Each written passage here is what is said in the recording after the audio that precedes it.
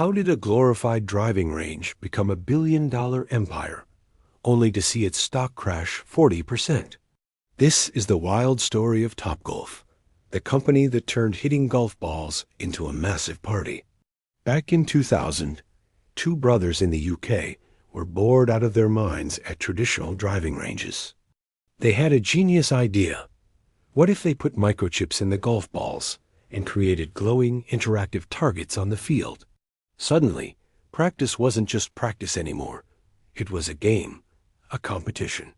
They added food, booze, and music, and just like that, the driving range became a social hotspot. It was a revolution. The concept was so good that it caught the eye of a private equity executive named Eric Anderson. He saw the potential to take this UK gem and make it a phenomenon in the United States. But scaling this business was no small feat. Each Topgolf venue is a monster. We're talking over 10 acres of prime real estate, usually right off a major interstate. You need massive, towering structures with dozens of climate-controlled hitting bays, a full-scale restaurant and kitchen, bars on multiple levels, and gigantic nets to catch all those flying balls. The price tag for one of these? Anywhere from $15 to a staggering $40 million. Despite the insane upfront cost, the model worked beautifully. By 2019, Topgolf was seeing 30% year-over-year growth, pulling in over $1.1 billion in revenue. Why? Because it perfectly captured the millennial desire for experiences over things. It wasn't just about golf. It was about getting a group of friends together for a birthday, a date night, or a corporate event. You could be a total beginner and still have a blast.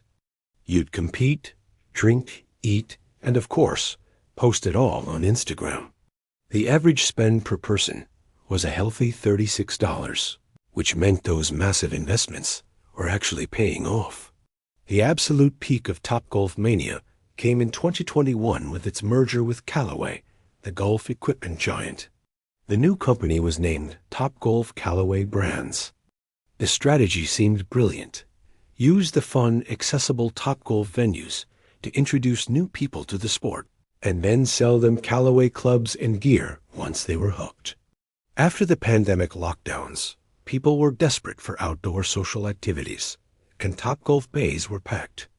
At this point, Topgolf was responsible for a massive 40% of the entire company's revenue. It seemed like the empire was unstoppable. But just as quickly as it rose, cracks began to appear in the foundation. The post-pandemic boom, fueled by stimulus checks and a craving for social life, started to fade. Economists call this normalization, but for Topgolf, it was a harsh reality check. Inflation started to bite, and people's disposable income for fun activities shrank. Suddenly, reserving a bay on a Tuesday night for $65 an hour started to feel like an extravagance. On top of that, interest rates began to skyrocket, which is poison for a company like Topgolf that relies on massive debt to fund its expensive expansion projects. Then came customer fatigue. The novelty factor that made Topgolf so special started to wear off. For many, it became a one-and-done experience. You'd go once, have a great time, post the photos, and then you wouldn't feel a burning need to go back. Management, who had been aggressively building new venues during the good times, seemed to have overlooked the question of long-term sustainability. They were building an empire for a world that was quickly changing. The real turning point, however, was the rise of the competition. While Topgolf was spending $20 million on each new mega venue, cheaper rivals started popping up everywhere. Think about the indoor golf simulators you now see in strip malls and bars. These setups offer a very similar tech-driven experience, tracking your ball. Playing games, but they cost a tiny fraction to build, maybe $75,000 to $100,000. They don't have the giant outdoor field or the fancy kitchens, but they offer a convenient and much more affordable alternative. This new competition started to chip away at Topgolf's dominance. Established Topgolf locations saw their year-over-year sales dropped by as much as 10%. The grand synergy promised by the Callaway merger never really materialized either. Instead of the Topgolf venues acting as a funnel for equipment sales, the profits from the venues were just masking the struggles in the traditional golf gear side of the business. The market saw this, and the verdict was brutal. The company's stock price plummeted by 40% in the early 2020s. This crisis forced the company to make some drastic moves. In 2024, they announced a plan to split Topgolf back into its own independent company.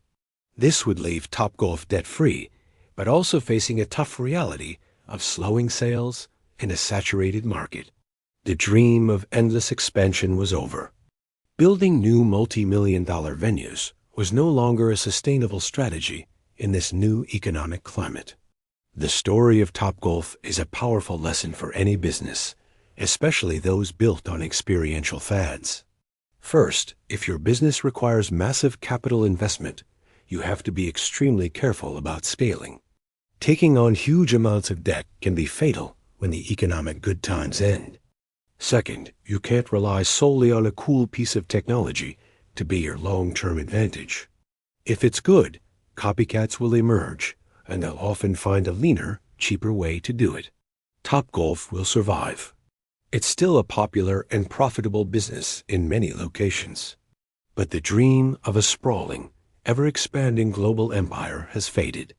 It serves as a reminder that even the hottest trends can cool down, and in the world of business, what goes up can come down just as fast. Thanks for watching.